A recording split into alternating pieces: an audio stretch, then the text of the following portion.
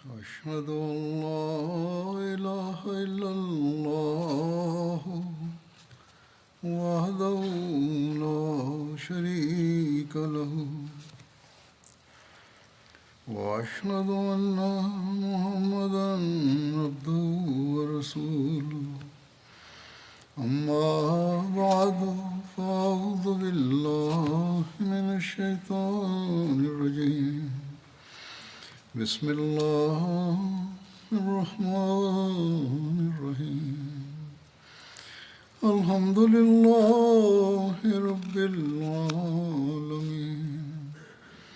الرحمن الرحيم مالك يوم الدين إياك نعبد وإياك نستعين اهدنا الصراط المستقيم صراط الذين أنعمت عليهم غير المغضوب عليهم ولا الضالين.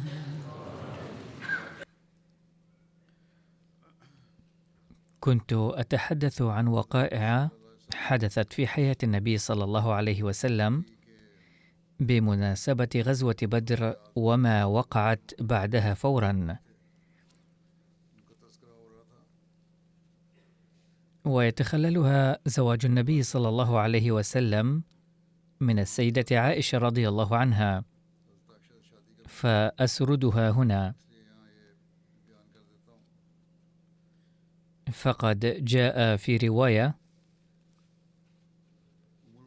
لما هلكت خديجة جاءت خولة بنت حكيم امرأة عثمان بن مظعون قالت: يا رسول الله، ألا تتزوج؟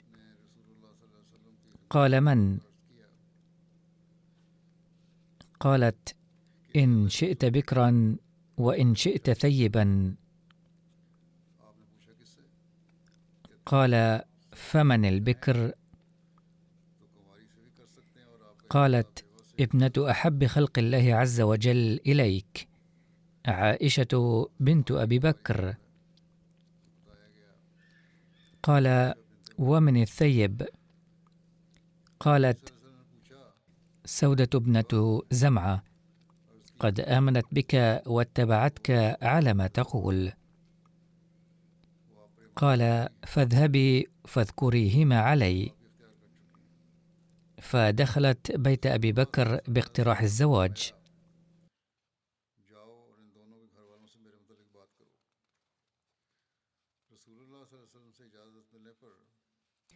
لم يكن أبو بكر رضي الله عنه موجودا في البيت، وكانت زوجته أم رومان موجودة، فهنأتها وقالت: يا أم رومان، ماذا أدخل الله تعالى عليكم من الخير والبركة؟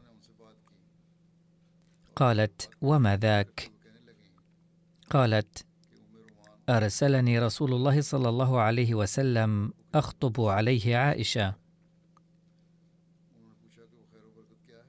قالت: انتظري أبا بكر حتى يأتي. فجاء أبو بكر فقالت ما قالت لزوجته من قبل: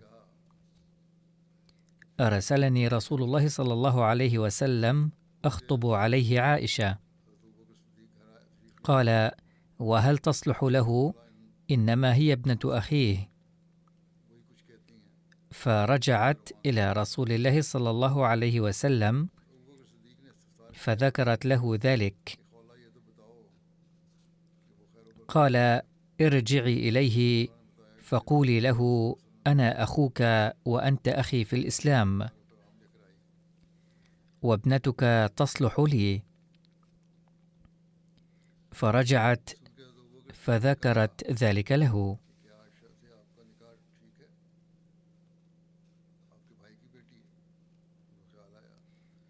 قال: انتظري، وخرج.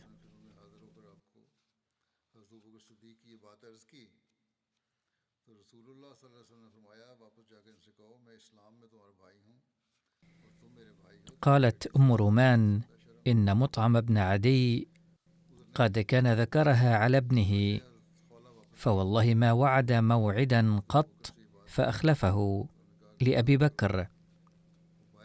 فدخل أبو بكر على مطعم بن عدي وعنده امرأته أم الفتى، فقالت: يا ابن أبي قحافة، لعلك مصب صاحبنا مدخله في دينك الذي أنت عليه إن تزوج إليك.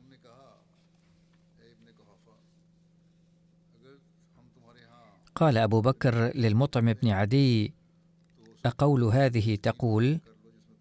قال: إنها تقول ذلك. أي حين قال مطعم: إن ابني لا يمكن أن يسلم، انتهت القضية.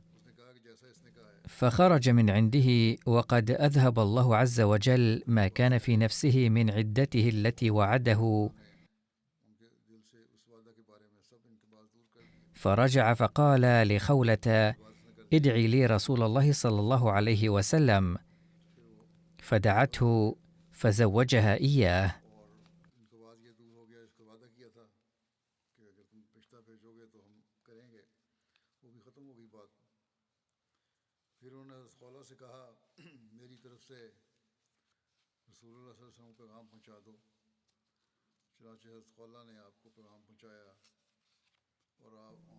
هذه الرواية وردت في مسند أحمد بن حنبل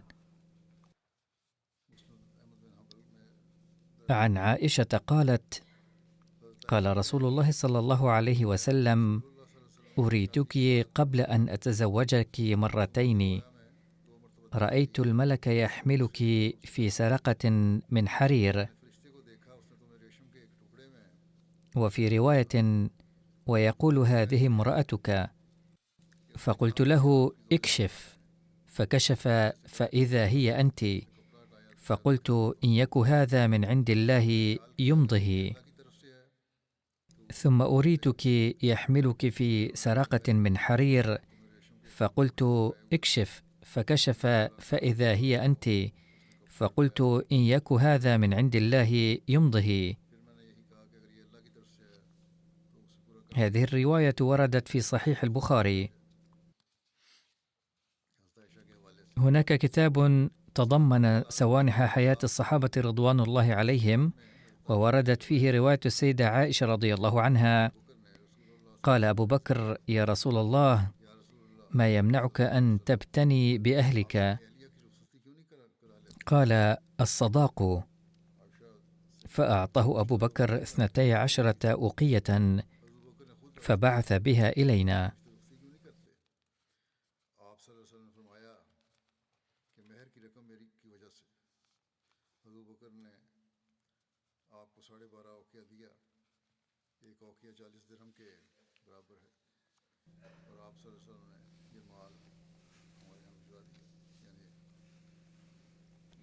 لقد اختلف المؤرخون وأصحاب السير والرواة الذين جاءوا بعدهم حول عمر عائشة رضي الله عنها عند زواجها، ويعترض عليه الأغيار أيضا بكثرة. والأصل في الموضوع أنه لم يكن هناك ما يثير العجب من أي نوع عن عمر عائشة رضي الله عنها عند زواجها، لينشأ في ذهن المعاصرين حين ذاك سؤال أو اعتراض. ولو كان في ذلك شيء محير وغير عادي لأثار المنافقون والمعارضون ضجة، ولكن لم يذكر في أي كتاب اعتراض من هذا القبيل. الكتب التي ذكر فيها سنها الصغيرة على غير العادة قد عدها سيدنا المسيح الموعود عليه السلام الحكم العدل كلاما فارغا لا أصل لها من الحقيقة. فقال عليه السلام: إن القول بأن عائشة رضي الله عنها كانت بالغة 9 سنين عند زواجها قول فارغ لا أصل لها، ولا يثبت ذلك من القرآن ولا من أي حديث. يقول ميرزا بشير أحمد وهو يذكر تفاصيل زواج عائشة رضي الله عنها: بعد وفاة خديجة رضي الله عنها تزوج النبي صلى الله عليه وسلم عائشة رضي الله عنها، وكان ذلك في شهر الشوال من السنة 10 من النبوة، وكان عمر عائشة حينها 7 سنوات، ولكن يبدو أن نموها كان جيدا بشكل استثنائي، وإلا ما كان هناك سبب تفكير خولة بنت حكيم التي بدأت بهذا الموضوع في تزويجها مع النبي الكريم صلى الله عليه وسلم، لكنها لم تبلغ الحلم بعد، لذلك فقد أعلن عن نكاحها، ولكنها لم تنتقل إلى بيت النبي صلى الله عليه وسلم، بل استمرت في العيش مع والديها. ولكن في السنة 2 من الهجرة، بعد أن مرت 5 سنوات على نكاحها، كانت تبلغ من العمر 12 سنة، وكانت قد بلغت الحلم، فحضر أبو بكر نفسه عند النبي صلى الله عليه وسلم وطلب منه أن يأخذ زوجته، ثم أمن له مبلغا لدفع المهر. وهكذا في شهر شوال من السنة 2 للهجرة غادرت عائشة منزل والديها ودخلت في بيت النبي صلى الله عليه وسلم.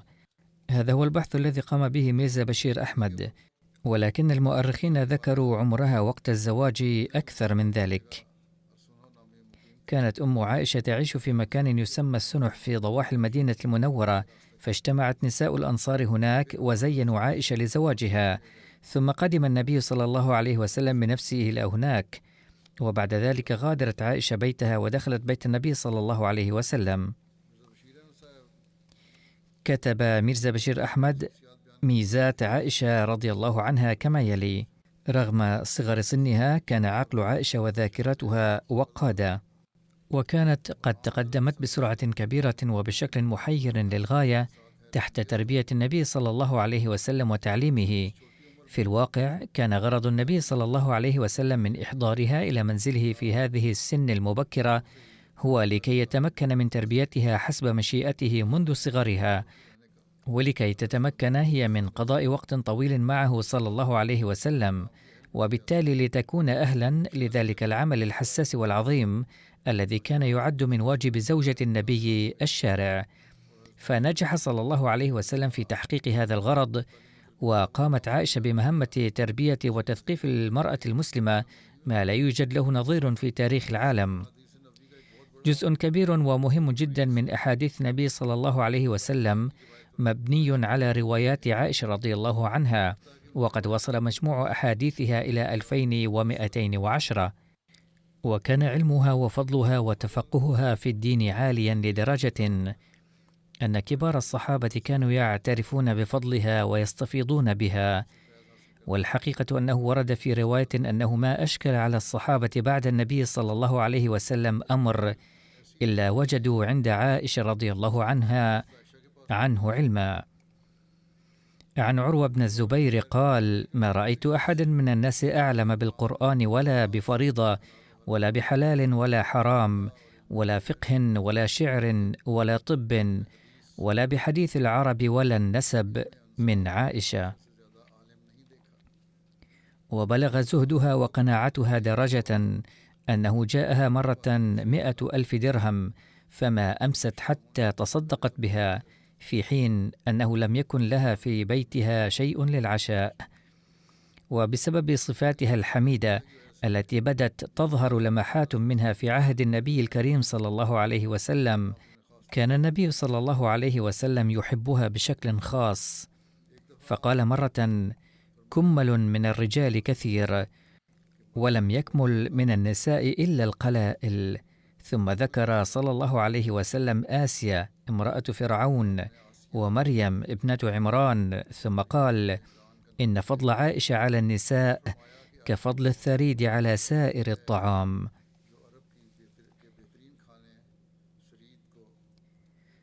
ومرة تكلمت مع النبي صلى الله عليه وسلم بعض أزواجه المطهرات حول أمر عائلي ضد عائشة، فصمت النبي صلى الله عليه وسلم، فلما أصررن على ذلك قال: ماذا أفعل بشكواكن؟ فما أنزل علي الوحي وأنا في لحاف امرأة منكن غيرها. سبحان الله، ما أقدسها من زوجة تميزت بهذه الميزة، وما أقدسه من زوج لم يكن معيار حبه إلا القداسة والطهارة. ورد في الروايات أيضا أنه في الأيام الأخيرة أعطت سودة بنت زمعة يومها لعائشة، وبالتالي تيسرت لعائشة فرصة مضاعفة الاستفادة بصحبة النبي الكريم صلى الله عليه وسلم. وبما أن النبي الكريم صلى الله عليه وسلم كان مهتما بتعليم عائشة وتربيتها بشكل خاص، وكانت جديرة بالاهتمام بها نظرا لسنها وما إلى ذلك، لذلك فقد قبل النبي الكريم صلى الله عليه وسلم اقتراح سودة بخصوص إعطائها يومها لعائشة، ولكنه صلى الله عليه وسلم بعد ذلك أيضا اعتاد على زيارة سودة بانتظام كغيرها من الزوجات، واهتم بمواساتها واعتنى براحتها.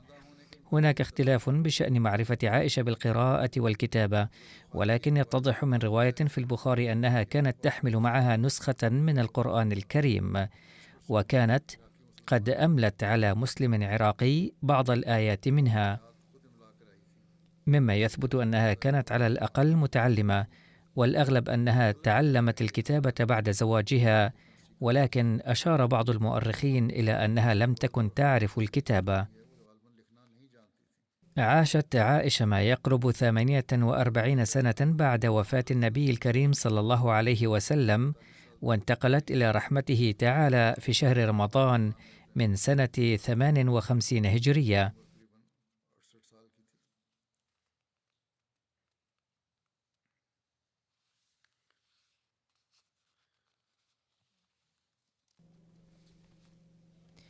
ومن الوقائع التي حصلت في حياة النبي صلى الله عليه وسلم بعد بدر فورا هي وصول ابنته صلى الله عليه وسلم السيدة زينب من مكة إلى المدينة. وكان صهر النبي صلى الله عليه وسلم أبو العاص بن ربيع ممن أسروا في بدر، وكانت زوجته السيدة زينب في مكة، فأرسلت فدية لزوجها قلادة كانت أمها السيدة خديجة رضي الله عنها قد أهدتها إياها بمناسبة زواجها. والذي جاء بهذه القلادة كان أخ أبي العاص عمرو بن ربيع، فلما رآها رسول الله صلى الله عليه وسلم رق لها رقة شديدة، وقال: إن رأيتم أن تطلقوا لها أسيرها وتردوا قلادتها فافعلوا. فقالوا: نعم يا رسول الله، فأطلقوه وردوا لزينب قلادتها. وكان رسول الله صلى الله عليه وسلم قد أخذ على أبي العاص أن يخلي سبيل زينب إلى المدينة فور وصوله إلى مكة.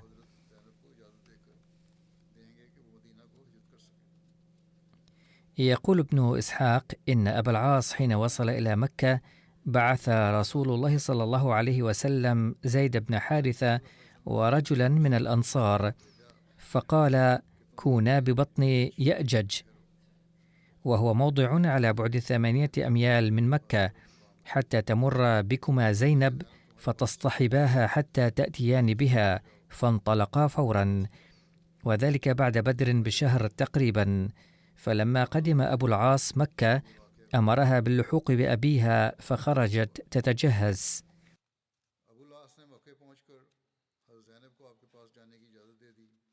تقول السيدة زينب: بين أنا أتجهز بمكة للحوق بأبي، لقيتني هند بنت عتبة: يا بنت محمد، ألم يبلغني أنك تريدين اللحوق بأبيك؟ فقلت: ما أردت ذلك. فقالت: أي ابنة عمي، لا تفعلي. إن كانت لك حاجة بمتاع مما يرفق بك في سفرك، أو بمال تتبلغين به إلى أبيك، فإن عندي حاجتك، فلا تضطني مني، فإنه لا يدخل بين النساء ما بين الرجال. والله ما أراها قالت ذلك إلا لتفعل، ولكني خفتها، فأنكرت أن أكون أريد ذلك وتجهزت.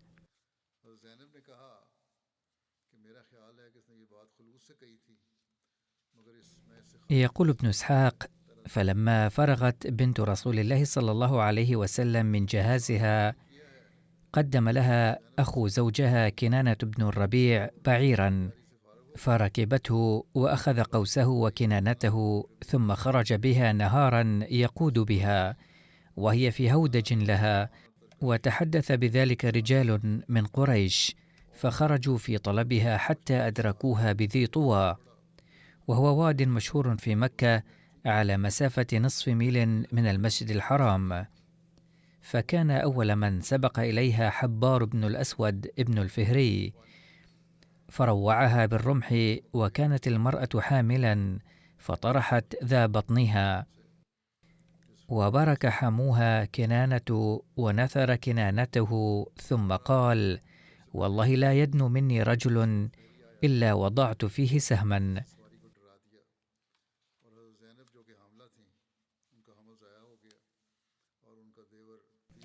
وفي رواية أن هبارا طعن البعير بالرمح، فسقطت السيدة زينب على صخرة، مما أدى إلى إجهاضها.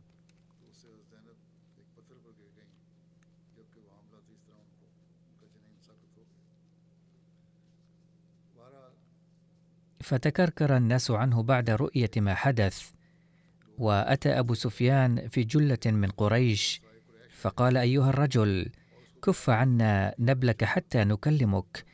فكف، فأقبل أبو سفيان حتى وقف عليه، فقال: إنك لم تصب، خرجت بالمرأة على رؤوس الناس علانية، وقد عرفت مصيبتنا ونكبتنا وما دخل علينا من محمد صلى الله عليه وسلم. فيظن الناس إذا خرجت بابنته إليه علانية على رؤوس الناس من بين أظهرنا أن ذلك عن ذل أصابنا عن مصيبتنا التي كانت، وأن ذلك منا ضعف ووهن، ولعمري ما لنا بحبسها عن أبيها من حاجة، وما لنا في ذلك من ثورة، ولكن ارجع بالمرأة حتى إذا هدأت الأصوات وتحدثت الناس أن قد رددناها، فسلها سرا وألحقها بأبيها. ففعل كنانة، فأقامت ليال حتى إذا هدأت الأصوات خرج بها ليلا حتى أسلمها إلى زيد بن حارثة وصاحبه، فقدما بها على رسول الله صلى الله عليه وسلم في ظلام الليل. لقد أورد الإمام البهيقي رواية السيدة عائشة رضي الله عنها عن وصول السيدة زينب من مكة، ثم قال: قد بعث رسول الله صلى الله عليه وسلم حضرة زيد بن حارثة بخاتمه إلى مكة ليأتي بالسيدة زينب إليه، فأعطى زيد ذلك الخاتم بحكمة راعيا، وهو قد أوصله إلى السيدة زينب، فعرفته وقالت: من أعطاك هذا؟ قال: رجل خارج مكة. فخرجت من مكة ليلا، فركبت وراءه وجاء بها إلى المدينة، فكان رسول الله صلى الله عليه وسلم يقول: هي أفضل بناتي أصيبت في.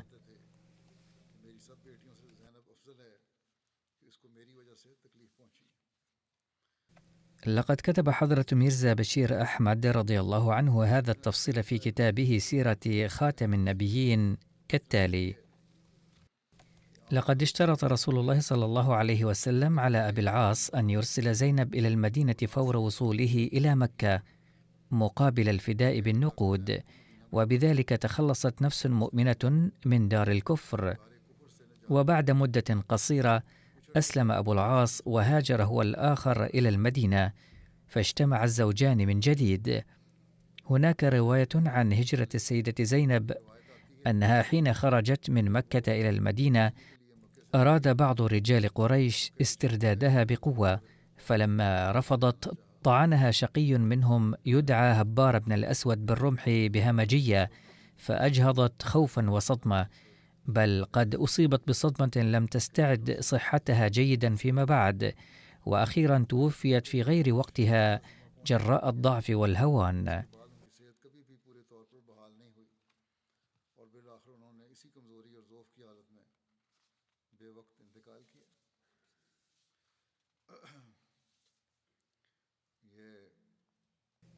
اليوم أكتفي بهذا البيان وأتوقف هنا. والآن أود أن أطلب منكم الدعاء لظروف العالم الراهنة، منذ بضعة أيام تجري المعركة بين حماس وإسرائيل، مما يؤدي إلى قتل النساء والشيوخ من المدنيين من كلا الطرفين دون تمييز.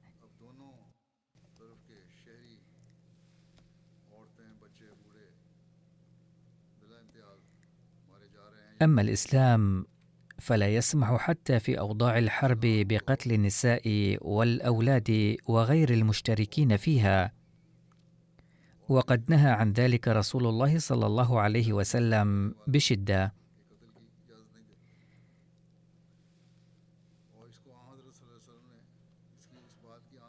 الناس يقولون، ويؤيد ذلك بعض الحقائق أيضا، أن حماس قد بدأت هذه الحرب وارتكبوا قتل المدنيين الإسرائيليين دون تمييز.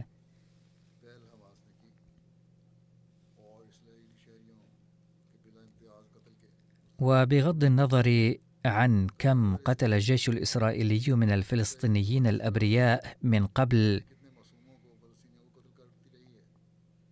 كان من واجب المسلمين العمل بتعاليم الإسلام في كل حال.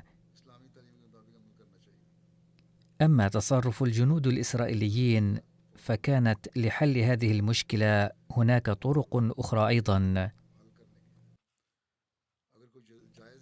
إذا جاز القتال فإنما يجوز ضد الجنود وليس ضد النساء والولدان الذين لا يأتي منهم الضرر.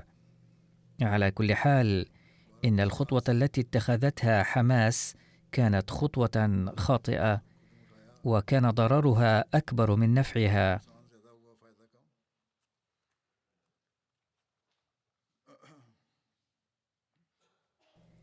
وكان ينبغي أن تبقى عقوبة هذا التصرف أو القتال منحصرا ضد حماس فقط.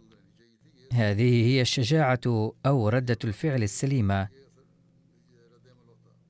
ولكن ما تفعله الحكومة الإسرائيلية الآن هو تصرف خاطئ وخطير جدا،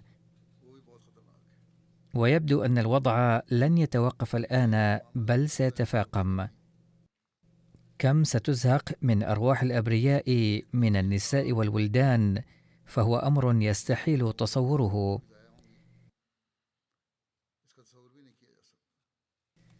لقد أعلنت الحكومة الإسرائيلية أننا سنمحو غزة تماما، وقد قصفوا هذه المدينة بلا هوادة وحولوها كومة رماد تقريبا. وقد تفاقم الأمر الآن، حيث قالت إسرائيل ليخرج 1,000,000 شخص من أهالي غزة، وقد بدأ البعض يهاجرون منها. ونشكر الله تعالى أنه قد بدأ يرتفع من الأمم المتحدة ضد هذا التصرف صوت، وإن كان شبه ميت، حيث قالوا إن هذا التصرف الإسرائيلي خرق لحقوق الإنسان وتصرف خاطئ، وسوف يسفر عن مشاكل كثيرة. لذا على إسرائيل أن تعيد النظر في تصرفها هذا. فبدلا من أن يقولوا لإسرائيل بكلمات قوية بأن خطوتها هذه خاطئة ويتوسلون إليها بصددها حتى الآن. على كل حال، لا ذنب لهؤلاء الأبرياء الذين لا يقاتلون. إن كان العالم يرى أن النساء والولدان وعامة المواطنين الإسرائيليين أبرياء، فإن هؤلاء المواطنين الفلسطينيين أبرياء أيضا.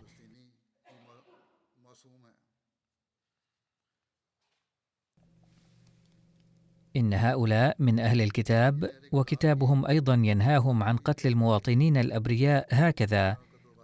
إذا كان الإسرائيليون يتهمون المسلمين بارتكاب الخطأ، فلماذا لا يفكرون فيما يرتكبون هم من جرائم؟ على كل حال، ثمة حاجة ماسة لأن ندعو الله تعالى كثيرا. لقد قال السفير الفلسطيني هنا في حوار ربما في قناة BBC ردا على سؤال مقدم البرنامج إن حماس فئة متطرفة وليست حكومة، ولا علاقة لها بالحكومة الفلسطينية. وأثار السفير تساؤلا، وأراه تساؤلا صحيحا، حيث قال: لو طبقوا العدل حقا لما حدث ما حدث. کہ اگر حقیقی انصاف قائم کیا جاتا تو یہ باتیں نہ ہوتی. ولو أن القوى الكبرى لم تعمل أو لا تعمل بمكيالين لما وقعت هذه الفتن والفساد، ولم تنشب الحروب في العالم. بدامنی اور جنگیں دنیا میں ہو ہی نہیں سکتی. فانتهوا عن الكيل بمكيالين، ستنتهي الحروب تلقائيا. هذه الأمور نفسها لا زلت أذكرهم بها منذ فترة طويلة على ضوء تعاليم الإسلام. إنهم يتفقون عليها معي أمامي، ولكنهم غير مستعدين للعمل بها.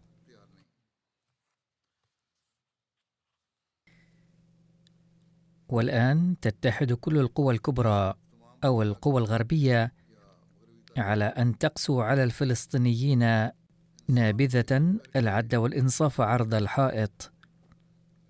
وفي كل مكان يتكلمون عن إرسال الجيوش.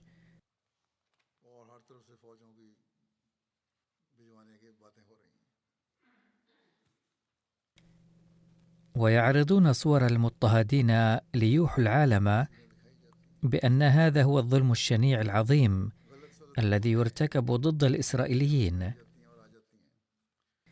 وتقدم تقارير خاطئة في وسائل الإعلام أو تظهر فيها.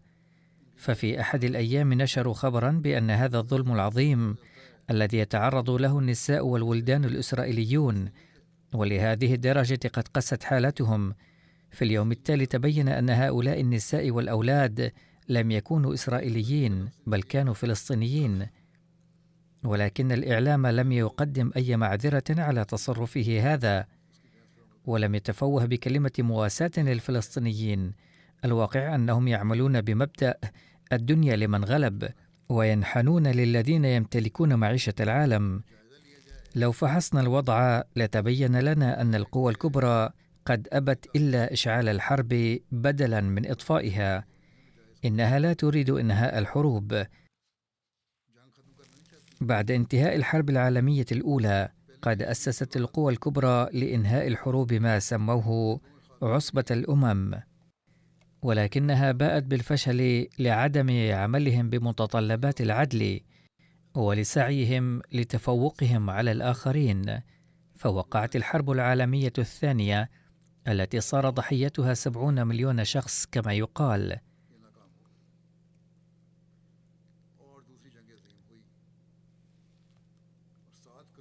والآن لقد آلت منظمة الأمم المتحدة إلى المصير نفسه. لقد شكلت لإرساء العدل والإنصاف في العالم ومساعدة المظلومين وإنهاء الحروب، ولكن لا يرى لتحقيق أهدافها أثرا أبدا، وإنما يفكر كل واحد في تحقيق مآربه وأهدافه فقط. إن الحرب التي ستنشب الآن نتيجة عدم العدل لا يقدر الإنسان العادي على تصور خسائرها. القوى الكبرى تدرك ضخامة هذه الخسائر الهائلة، ومع ذلك لا تتوجه إلى إرساء العدل والإنصاف، بل ليست مستعدة لذلك أيضا. فعلى المسلمين في هذه الأوضاع أن يعودوا إلى الصواب ويسعوا لتحقيق وحدتهم بالقضاء على خلافاتهم. ما دام الله تعالى قد أمر المسلمين من أجل تحسين العلاقات مع أهل الكتاب أن يقولوا لهم: تعالوا إلى كلمة سواء بيننا وبينكم، وهي وحدانية الله. فكيف لا يستطيع المسلمون الذين كلمتهم واحدة تماما أن يتحدوا بمحو ما بينهم من خلافات؟ فعليهم أن يعملوا الفكرة ويسعوا لإرساء وحدتهم. وهذا هو الأمر الذي يمكن به إزالة الفتن والفساد من العالم. عليهم أن يرفعوا صوتا موحدا وقويا للعمل بمتطلبات العدل ولرد حقوق المظلوم في كل مكان.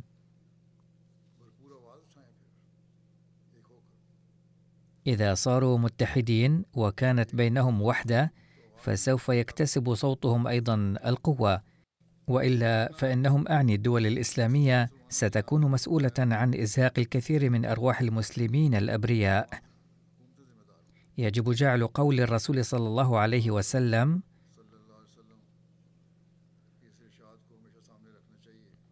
انصر أخاك ظالما أو مظلوما نصب العين دوما. وهذا واجب هذه القوى والدول اليوم أيضا، فيجب أن يفهموا هذا الأمر الهام. ندعو الله تعالى أن يلهم الدول الإسلامية العقل والصواب لكي تتحد وتعمل على إرساء العدل، كما نسأل الله تعالى أن يعيد القوى العالم إلى صوابها، فبدلا من دفع العالم إلى الدمار يجب أن تحاول إنقاذه من الهلاك ولا تسعى لإشباع أنانيتها. يجب أن تتذكر هذه القوى جيدا أن الدمار الذي سيحل الآن لن ينجو منه هذه الدول أيضا. على كل حال ليس سلاحنا إلا الدعاء، وينبغي على كل أحمدي أن يستخدمه أكثر من ذي قبل. لا تزال بعض العائلات الأحمدية محاصرة في غزة، فندعو الله تعالى أن يحميهم أيضا ويحفظ الأبرياء والمضطهدين كلهم حيثما كانوا.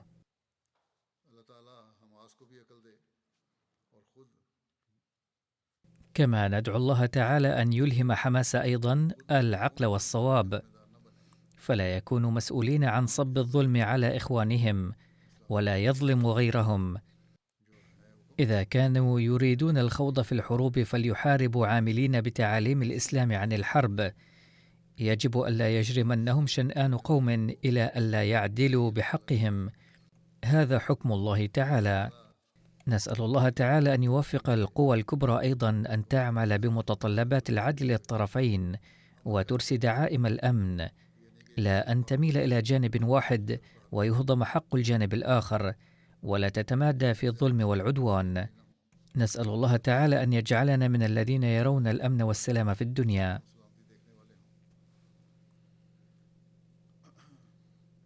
بعد صلاة الجمعة سأصلي صلاة الجنازة أيضا. هناك جنازة حاضرة. هل وصلت الجنازة؟ الجنازة الحاضرة هي للدكتور بشير أحمد خان، كان يسكن هنا في المملكة المتحدة في منطقة مسجد فضل. توفي مؤخرا عن عمر يناهز 92. إنا لله وإنا إليه راجعون. المرحوم حفيد حضرة ميرزا أحمد رضي الله عنه، صحابي المسيح الموعود عليه السلام، وصهر حضرة قاضي محمد يوسف رضي الله عنه، الأمير السابق للجماعة في إقليم سرحد، وابن السيد محمود خواص خان من بشاور. لقد كان الفقيد ملتزما بالصلاة والصيام ومحبا للخلافة ومواسيا للفقراء وشيخا مخلصا. وقف حياته ضمن مشروع نصرة جهان، وذهب إلى تيتشمان غانا للخدمة في مستشفى الأحمدية. خدم هناك لبعض الوقت، وبعد عودته من غانا عقد ورشات طبية مع الأطباء الأحمديين في المناطق الريفية لمدينة إسلام أباد. وبعد هجرته إلى المملكة المتحدة ظل يقوم بخدمة ترجمة خطب الخليفة وتلخيصها بوجه حسن في عهد الخليفة الرابع رحمه الله. كان يحب القرآن الكريم وكان يقرأه بإمعان، وعلم أبناءه ترجمة معاني القرآن الكريم.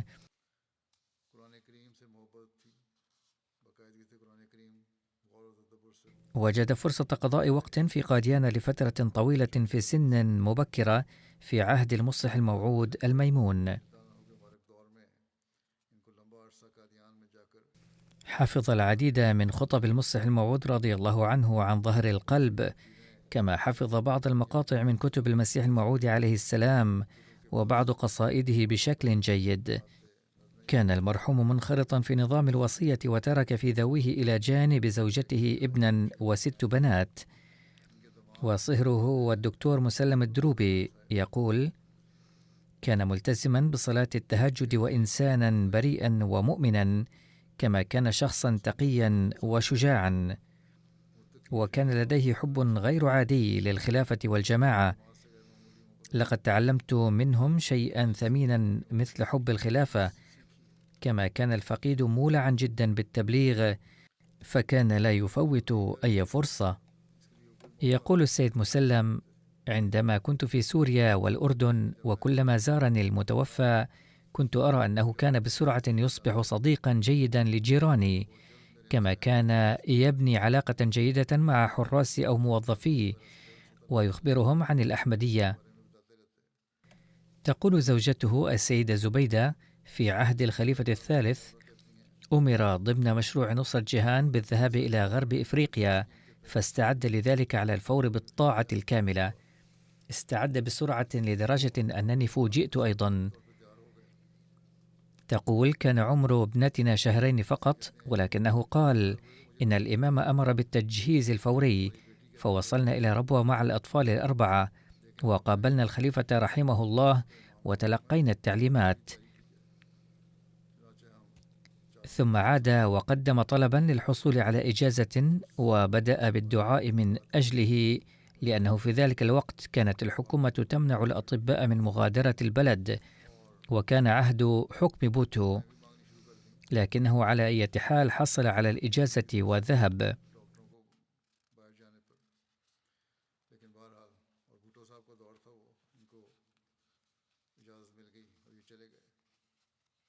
مهما كانت الصعوبات التي تعترض إقامة صلاة الجماعة، كان يدعو دائما أن تحل بطريقة ما، ثم الله يحلها ويستمر في الصلاة بالجماعة. تقول: عندما وهبنا الله تعالى سيارة كان يأخذ أصدقاءه إلى المسجد ويفرح بذلك كثيرا، وعندما وجد منزلا بالقرب من مسجد فضل فرح لأنه سيذهب إلى المسجد ويصلي 5 صلوات.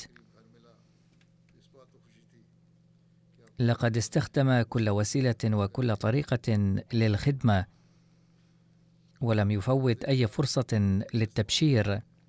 كان يدفع التبرعات في الوقت المحدد، وكان ينصحنا جميعا أن نفعل الشيء نفسه. نسأل الله تعالى المغفرة والرحمة، وأن يرزق أبنائه الاستمرار في أعماله الصالحة. وهناك جنازة الغائب أيضا، وهي للسيدة وسيمة بيغم زوجة الدكتور شفيق سيغل. كان السيد شفيق سيغل أمير الجماعة السابق في محافظة ملتان، ثم كان أيضا نائب وكيل التصنيف. توفيت زوجته عن عمر يناهز 89 عاما. إنا لله وإنا إليه راجعون. كانت المتوفاة منخرطة في نظام الوصية، وتركت إلى جانب زوجها 3 أبناء.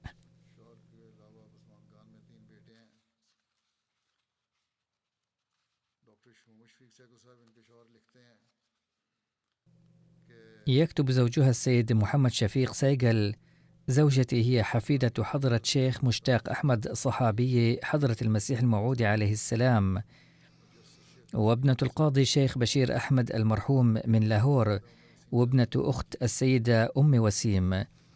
وكانت على علاقة وثيقة بالخلافة في كل عصر، وظلت مرتبطة بالخلافة في كل عصر بإخلاص كبير. يقول حفيدها السيد محي الدين: كانت لجدتي صفة خاصة في التضحية، وكانت تدرس الخزائن الروحانية كثيرا. يقول: بما أن جدي واقف للحياة، فسألتها مرة: هل أنت أيضا واقفة للحياة؟ فأجابت: يقول الخلفاء أن زوجات واقفي الحياة أيضا واقفات. تقول السيدة عائشة زوجة ابنها وهي ابنة أخيها أيضا: كانت عمتي شخصية محبة، والعهد الذي تكرر في اللجنة بأنني سأكون مستعدة للتضحية بحياتي ومالي ووقتي وأولادي كانت هي مثالا عمليا على ذلك. تقول: بعد زواجي أرشدتني في كثير من الأمور التربوية، كما علمتني الترجمة الحرفية للقرآن الكريم. ثم تقول السيدة زكية، وهي أيضا ابنة أختها وزوجة ابنها: كانت خالتي مواسية للفقراء وامرأة مثالية ومحبة للجميع، لم ترفض أي أمر لزوجها أبدا. لقد كانت كائنا مفيدا ومستعدا دائما لمساعدة الناس. تقول أختها السيدة نعيمة جميل: كانت عطوفة مثل أمي. كنت أصبحت أرملة وأنا في 50 من عمري، فجعلها الله لي ملاكا. لقد ساعدتني دائما وأرشدتني بكل الطرق. ثم تقول إنها على الرغم من أنها كانت عابدة، إلا أنها كانت تؤدي حقوق العباد أيضا، وتحمل مسؤولية تزويج العديد من الفتيات، ولم تعتبر أي إنسانة قروية فقيرة أقل شأنا من نفسها، وكانت تسعى لتقديم الدعم المالي للخدم المحتاجين. رحمه الله وغفر لها ووفق أبنائها لمواصلة أعمالها الصالحة.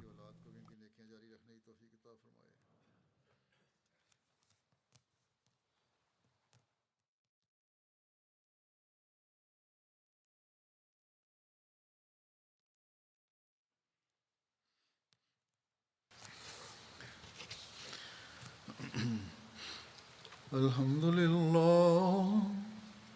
لله نحمده ونستعينه ونستغفره ونؤمن به ونتوكل عليه ونعوذ بالله من شرور أنفسنا ومن سيئات أعمالنا. من يهده الله فلا مضل له ومن يضلل فلا هادي له. ونشهد أن لا إله إلا الله ونشهد أن محمدا عبده ورسوله.